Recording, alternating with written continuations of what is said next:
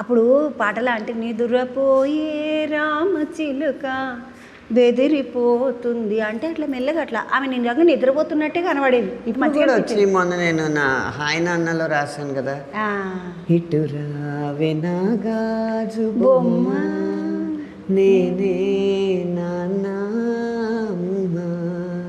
ఎద నీకు ఉయ్యాల కొమ్మ నిన్ను పే చెయ్యే ప్రేమ వాలిపో ఈ గుండెపైనే ఆడుకో ఈ గూటిలోనే దూరం పోబోకుమా. ఇది కూడా అదే లాలి పాట. క్యా బాత్ హై తమ్మి, ఏమన్నా పాటలు రాసినవా? ఇది నీ బుడ్డది పుట్టినాక రాసిన పాటనా ఇది? అవును చూసిన రా, నాకు బాగానే అర్థమైంది. ఎందుకంటే ఇంకొక ముచ్చట ఏంటంటే మన అనుభవాలు ఎక్కువ పదాలను ఇస్తాయి అని అంటారు. ఇది నియమేనా? ఒక రచయితని అడిగితేనే కరెక్ట్ తెలుస్తుంది అనుకో. లేదు, సినిమా రచయిత మాత్రం అది పూర్తిగా నిజం కాదు. ఎందుకంటే కథే మాకు పాటలను ఇస్తుంది. ఆ కథలో ఆ పాత్ర ఏం మాట్లాడుతుందో అదే మేము పాటగా రాయాలి. కానీ అలాంటి పాత్రలు లేదా ఆ లక్షణాలు, అందులో కొన్ని లక్షణాలు ఉన్న పాత్రలు మన నిజ జీవితంలో ఎదురవుతూ ఉంటారు కదా, వాళ్ళ నుంచి ఏమన్నా కొద్దిగా తీసుకుంటా ఉంటాయి. కానీ తమ్మి ఈ పాట రాయనికి ఏమైనా అంటే పరారే పరారే పప్ప పరారే పాట ఉన్నప్పటికీ ఈ పాట రాసేటప్పుడు నీకేమైనా ఆలోచన వచ్చిందా?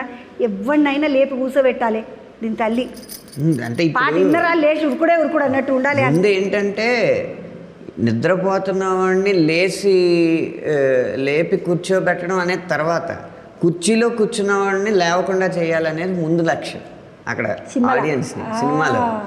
అంటే మామూలుగా హీరో ఇంట్రడక్షన్ పాట వచ్చేటప్పటికి మామూలే కదా, కథే ఉంటుంది ఇందులో అని చెప్పి ఎవరు బ్రేక్లు వాళ్ళకు ఉంటాయి కదా, కొంతమంది సిగరెట్లని, కొంతమంది రకరకాల బ్రేక్లు ఉంటాయి కదా, అవి లేకుండా చేయాలంటే దీంట్లో మంచి సాహిత్యం ఉండాలి, వాళ్ళ జీవితానికి ఉపయోగపడేది ఏదో ఉండాలి, అది వాళ్ళకి ఇష్టమైన స్టార్ ముఖతః రావాలి, ఆ స్టార్ని అంత పెద్ద తెరలో చూస్తున్నప్పుడు అనుభవం కావాలి. కాబట్టి దీన్ని చాలా జాగ్రత్తగా ఒక ఇసుకలో గుండు సూదుల్ని ఏరితే ఎంత సున్నితంగా ఏరుతామో అంత జాగ్రత్తగా ప్రతి పదం చూసి రాశాం. తమి ఇట్లా రాసినప్పుడు ఇప్పుడు ఏ రంగంలోనైనా కూడా కొంచెము స్వార్థము, ఈర్షలు, కులపుత్రలు, కుతంత్రాలు అంటే అంత ఉండకపోవచ్చు, కానీ ఏదైనా స్వార్థం ఉంటుంది. నా రంగంలో నాకు ఒక స్వార్థము, నీ రంగంలో నీకు ఒక స్వార్థం అన్నట్టుగా. ఈ పాట విన్నాక మీ రంగం వాళ్ళు అందరు నీకు ఫోన్లు చేసి తమి బాగా రాసినవు రాబాయ్ అని ఇట్లా చెప్పిండ్రా? సుద్దాల అశోక్ తేజ గారు ఫోన్ చేశారు, చంద్రబోస్ గారు ఫోన్ చేశారు, కాసర్ల శ్యామ్ గారు ట్వీట్ పెట్టారు, ఇందులో మండే గుండె నీలో లేదంటే కాలు చెయ్యి ఉన్నా లేనట్టే నీకు నెగ్గే నైజం అర్థం కానట్టు అన్న లైన్లు రాసి ట్వీట్ పెట్టారు.